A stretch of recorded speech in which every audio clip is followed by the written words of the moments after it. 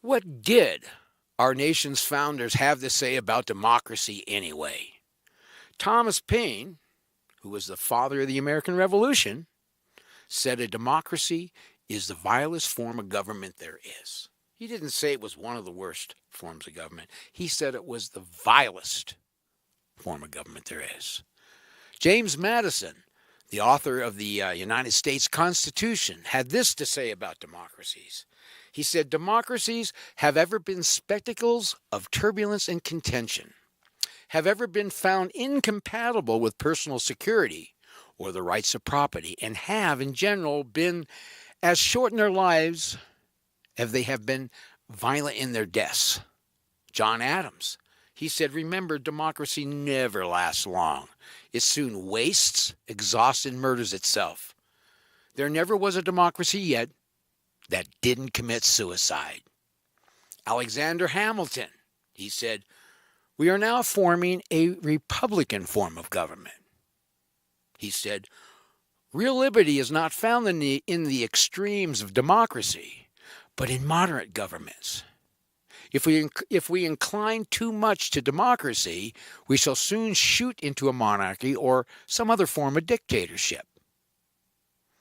In his last letter, Hamilton, he wrote this, and he warned that our real disease is democracy. Okay, let that sink in for a minute. You know, I spent a lot of time searching our country's history out, and I was always taught that we were a democracy. But when I started to do a little research, I found out that, wait a minute, democracy really isn't such a good thing.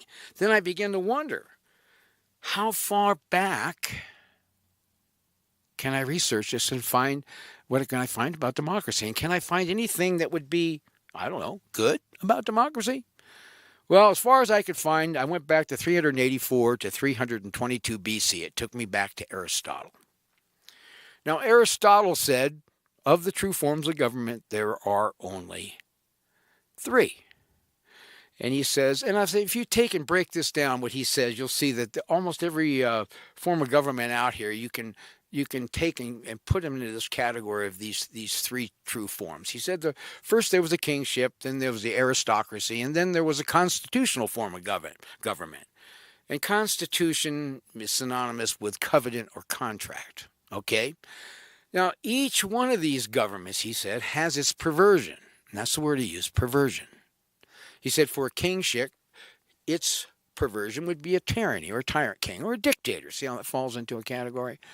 An aristocracy, which is a group of people that are ruling a country, their perverted form is a corrupt group, which they call an oligarchy.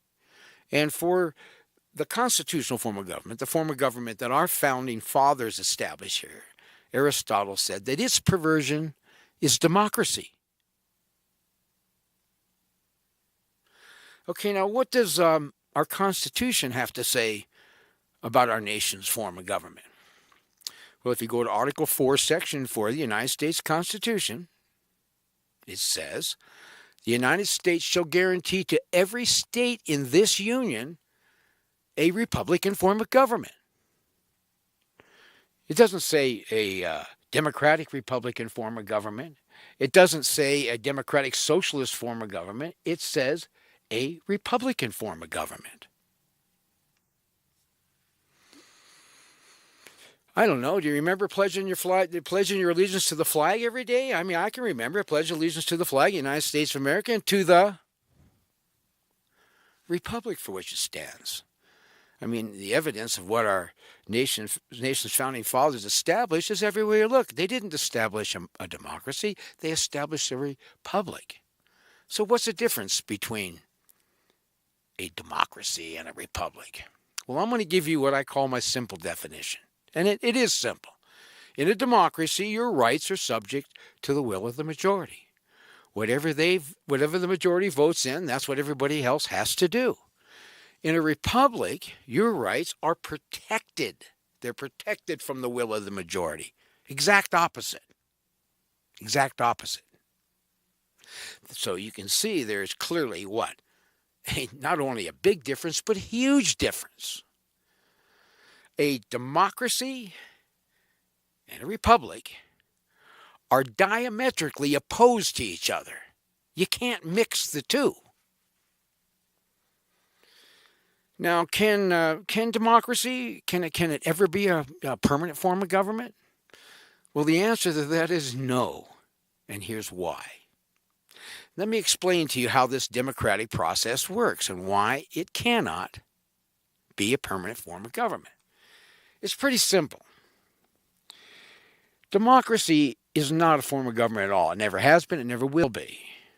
What it is a process. It's a process whereby the majority, you get something else. So if you set up a democracy and 51% of the people want to vote in communism, then communism comes in. But then, do you have a democracy anymore? No, you have communism. You don't even have the democratic process anymore. You're stuck with the communism. You can't even get out of it. Okay? Democracies are, as defined by one of our founders, and his name escapes me at the moment, but he said it's basically two wolves and a sheep voting on what's for dinner. That's your democracy. Now, there was a British historian. His name was Alexander Fraser Tytler. And he was commending our founding fathers, on the fact that they established a republic over a democracy.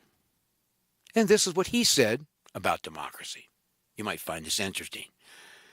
He said, a democracy cannot exist as a permanent form of government, which I just demonstrated to you a second ago. It is a process. It is not a permanent form of government.